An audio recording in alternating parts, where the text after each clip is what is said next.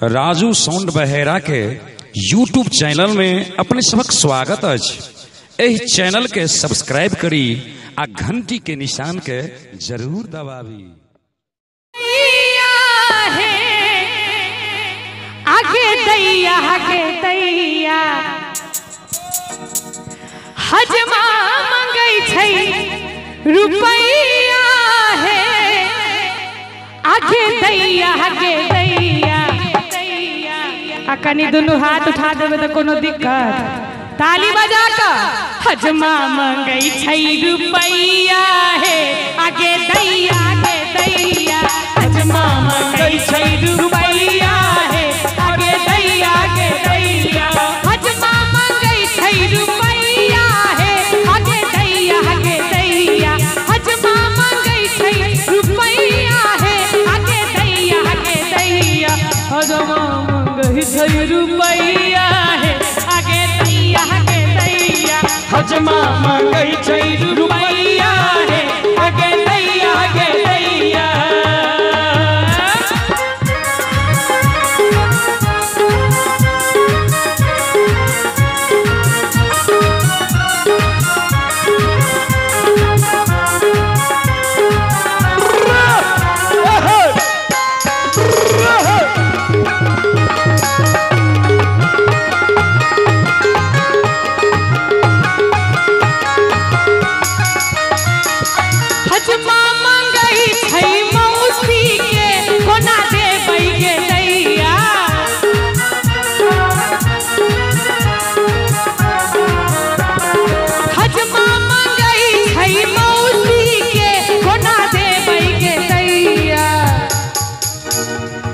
मौसी तो आयल हथिन।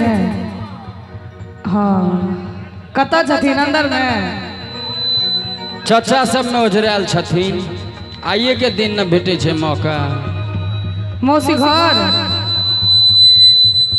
नहीं छथिन। कथी बोले छियै? अच्छा तो हजमा मंगई छै मौसी के कोना देबै गे दैया। मौसी बिना मौसा रहता कोना। आगे दैया मौसी बिना मौसा रहता कोना। आगे दैया हजमा मंगई छै मौसी के कोना देबै गे दैया। हजमा मंगई छै मौसी के कोना देबै गे दैया। मौसी के पार्लर लो जेतै कोना। आगे दैया मौसी के पार्लर लो जेतै कोना। आगे दैया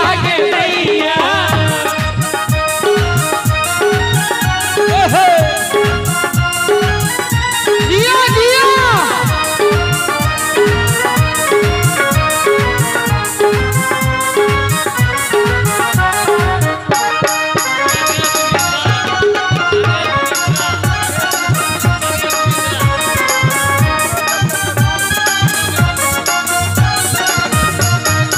हजमा मंगई छै मामी के कोना देबै गे दैया।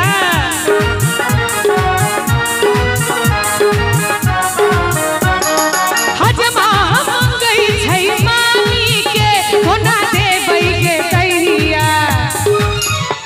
मामी दिया कहने रहिए ना। हाँ कनी एक बार मामी ला ताली बजा दियो तो सब आदमी। एम्हर तो जना बुझाई छै सब आदमी शिव गुरु चर्चा में आयल छी।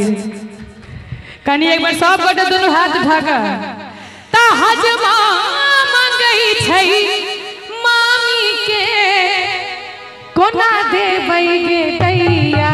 लेकिन मामी बिना मामा रहता कोना। आगे दैया मामा बिना मामा रहता कोना। आगे दैया हजमा मंगई छै नानी के कोना देबै गे दैया। हजमा मंगई छै नानी के कोना देबै गे दैया। नानी बिना नाना रहता कोना। आगे दैया मामा बिना नाना रहता कोना। आगे